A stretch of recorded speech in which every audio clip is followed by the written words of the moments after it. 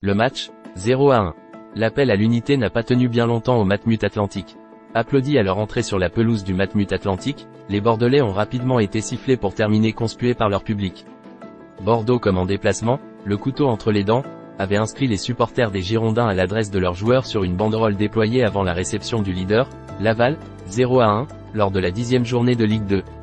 Une rencontre frustrante conclue par une 4e défaite en 10 journées. Dans un contexte étrange, entre soutien et défiance, la première frayeur bordelaise est presque passée inaperçue, couverte par un nouveau message des supporters. Parler de sifflets inexistants ne cachera pas ton incompétence, ont-ils ajouté sur une seconde banderole, accompagnée de chants à destination de l'entraîneur, Guillon démission.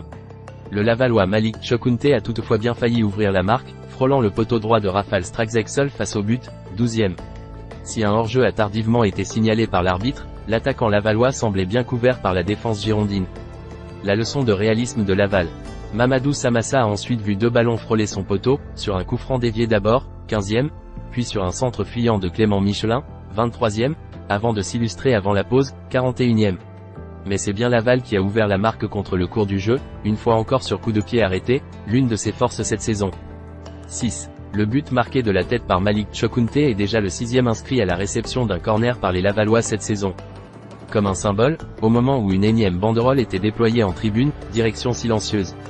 On coule, le latéral droit lavallois Thibaut Vargas a trouvé sur corner la tête de Tchokounté, son ancien partenaire à Nîmes la saison passée, 33e, 0-1. Ce même Vargas a été tout proche de doubler la mise sur une reprise de volée contrée, 36e, juste avant que Johan Barbet ne sauve Bordeaux sur une copie conforme de l'ouverture du score, 38e. Tout sauf résigné, les Bordelais ont toutefois manqué d'inspiration pour tromper un Samassa dans un grand jour. Moins sollicité après la pause, le portier mayennais a tout de même brillé jusqu'au coup de sifflet final.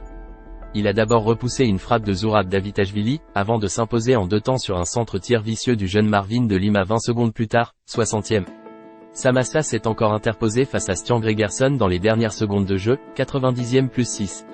Incapable de creuser son avantage au score, Laval a souffert mais enchaîne un 6e succès de rang qui lui permet de conforter son avance en tête du championnat avant le déplacement de Grenoble à Guingamp, 19h.